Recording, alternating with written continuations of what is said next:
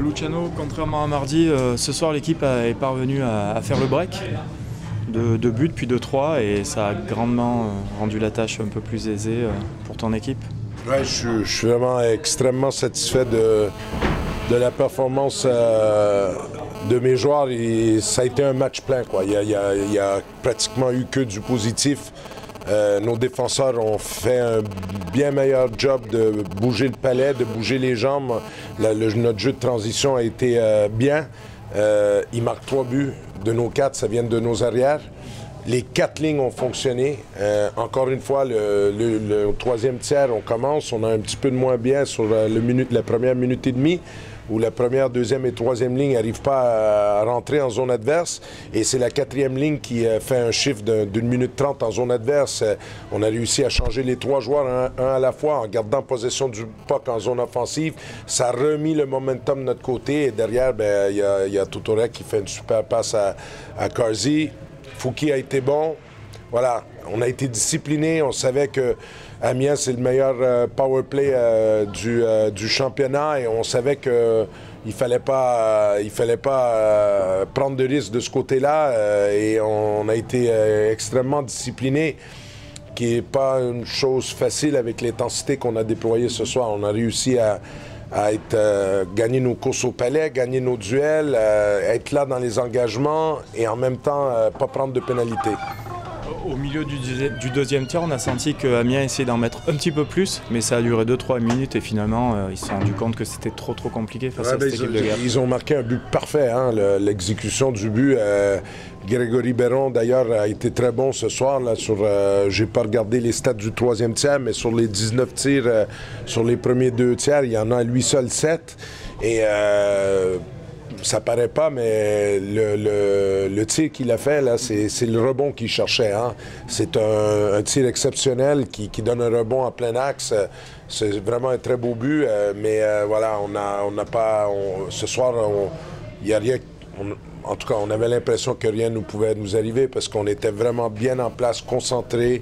On avait les jambes, tout le monde a travaillé, contrairement au dernier match où on avait 3-4 joueurs qui étaient en dessous. Ce soir, je peux vous dire qu'à la fin du match, quand on nous a demandé le joueur du match, on a eu de la difficulté à choisir le joueur du match parce que tout le monde a été bon, quoi. Tu viens de le dire, on a vu 4 lignes très homogènes. Il n'y a pas de disparité entre les lignes, quoi. Face à une équipe comme ça, les adversaires doivent vraiment se poser beaucoup de questions. Parce qu'au niveau de l'intensité, il n'y a pas de baisse de régime, jamais, quoi. J'aime ça avoir notre 4e ligne aujourd'hui à 5 contre 5, c'est pas loin d'être la meilleure. Hein? Elle est impressionnante et c'est important parce que les équipes adverses, c'est pas tout le monde qui roule la 4 comme nous. Ils utilisent la 4 un peu moins. Et quand on joue à 4 blocs comme nous, il faut être certain que la 4e ligne, elle peut jouer contre la première. Moi, s'il y a Champagne, Berron sur la glace et Casarine contre notre 4e ligne, il n'y a pas de souci parce qu'on a 3 joueurs qui sont exceptionnellement forts défensivement et ça les oblige, eux, à envoyer leur 3e ou leur 4e contre un de nos gros blocs et ça peut nous donner la chance. Voilà, ce soir, c'est vraiment le genre de match que ça fait du bien parce que ça nous rassure et c'est le genre de match que j'imagine toujours qu'on peut faire parce qu'on est une équipe qui est besogneuse, qui travaille très fort. On aurait pu se mettre à l'abri un peu plus tôt, mais c'est pas parce qu'on n'a pas été bon sur le dernier geste ce soir. C'est vraiment O'Keefe, il a fait un gros match en face. Mais j'ai trouvé que nos défenseurs ont été un peu plus malins à la ligne bleue offensive. On ne s'est pas fait contrer beaucoup de tirs. On a été beaucoup plus posé, intelligent. On a attendu. On n'a pas simplement tiré des palais pour tirer des palais. On a joué avec... pour moi, en tout cas, on a joué avec la même intensité qui nous caractérise. Mais ce soir, on avait un petit peu plus de calme. Le match, ça remplace pas forcément toujours les séances. 3 jours de congé. En fait, avant le match, il y avait un petit deal avec les joueurs, là, 3 points, et demain, ça sera congé. Demain, c'est prévu un entraînement en glace. Donc, ils sont allés chercher 3 jours de congé. On rattaque le 2.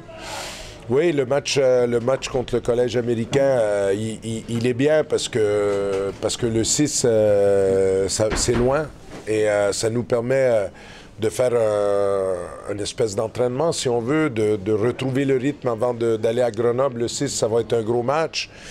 Et puis, on espère qu'il y aura du monde parce que, voilà, je peux vous dire que le club a besoin de recettes, a besoin de générer des recettes parce que la saison, elle est compliquée économiquement pour tout le monde avec ce championnat à 44 matchs.